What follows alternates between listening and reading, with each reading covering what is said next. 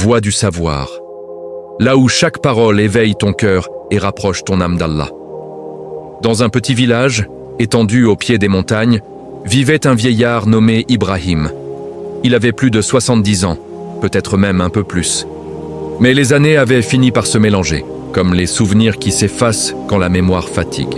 Son dos s'était courbé, ses mains tremblaient légèrement, et ses pas étaient devenus lents. Mais le plus triste, ce n'était pas son corps affaibli, c'était son cœur silencieux. Ibrahim avait été autrefois un homme très attaché au Coran. Dans sa jeunesse, il se souvenait avoir appris des sourates entières. Il récitait pendant qu'il travaillait, pendant qu'il marchait, avant de s'endormir. Le Coran était comme un ami qui ne l'avait jamais quitté. Mais la vie l'avait englouti. Les responsabilités, la famille, le commerce, les malheurs, les pertes. Tout cela avait grignoté en lui le temps, puis l'énergie, puis la mémoire. Et le Coran, peu à peu, avait glissé entre ses doigts. Il essayait parfois de réciter, mais les mots ne venaient pas. Il ouvrait son mouchaf, mais les lettres semblaient étrangères. Alors, il refermait, et son cœur se serrait un peu plus chaque jour. Ibrahim se disait souvent « Comment ai-je pu oublier le livre que j'aimais tant ? Comment ai-je pu laisser les versets s'échapper de moi ?» Cette pensée lui brisait le cœur plus que son âge. Un soir, après la prière du Maghrib, Ibrahim quitta sa maison. Le ciel devenait orange, puis violet, puis bleu nuit. Il marchait lentement jusqu'à la mosquée du village, espérant y trouver un peu de chaleur spirituelle. La mosquée était presque vide. Le parfum du musc flottait encore dans l'air. Une petite lumière jaune éclairait les tapis. Ibrahim entra et entendit une voix, douce, stable, pure. C'était un jeune homme assis près du mihrab. Il récitait le Coran, seul, sans savoir que quelqu'un l'écoutait. Sa voix montait et descendait, avec une sincérité qui transperçait les murs. Ibrahim s'assit derrière lui. Il ne voulait pas le déranger. Il voulait juste écouter. Et soudain, le jeune homme récita ce verset. « N'est-ce pas par le rappel de Allah que les cœurs se tranquillisent ?» C'est à cet instant que quelque chose se brisa en lui, comme une porte rouillée qu'on ouvre après des décennies, comme un souvenir enfoui qui refait surface. Ibrahim sentit son cœur trembler, littéralement. Ses lèvres bougèrent, presque instinctivement. Il murmura le verset, très doucement, comme un enfant qui apprend à parler.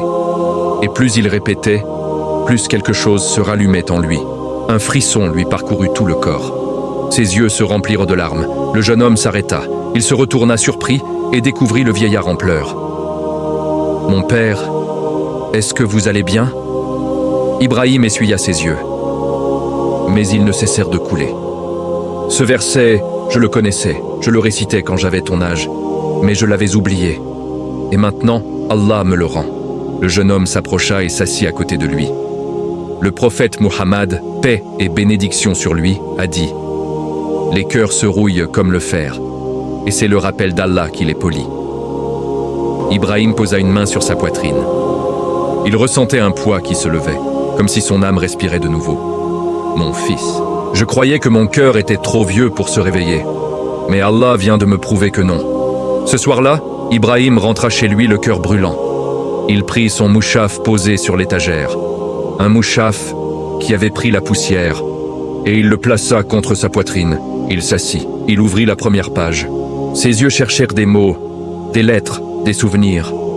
Son cœur battait fort. Il commença par Bismillah, puis quelques versets. Lentement, très lentement, et pour la première fois depuis des années, il sentit le goût du Coran.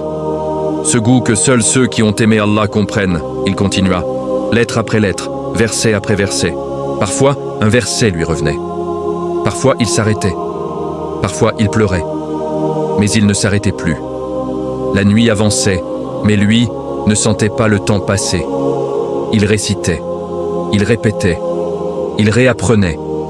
Et à mesure qu'il avançait, son cœur rajeunissait, il se réveillait, il vivait. Oui, Ibrahim renaissait, car Allah dit « Nous avons certes facilité le Coran pour le rappel, et ce verset, ce soir-là, était devenu sa vérité. » Dans les semaines qui suivirent, les habitants du village virent un changement. Ibrahim venait à la mosquée plus tôt. Il repartait plus tard. Il avait retrouvé un éclat dans les yeux, un sourire qu'on croyait perdu. Il aidait les enfants à apprendre les petites sourates.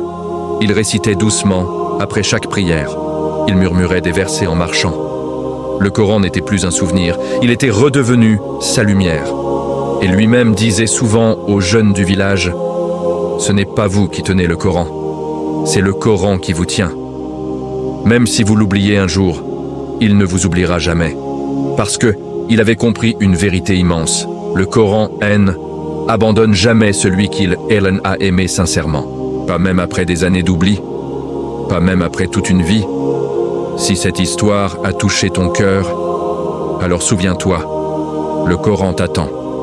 Il n'est jamais trop tard. Jamais. N'oublie pas de t'abonner à Voix du Savoir, d'activer la cloche et de partager un hadith. Car le prophète Mohammed, paix et bénédiction sur lui, a dit « Transmettez de moi ne serait-ce qu'un verset.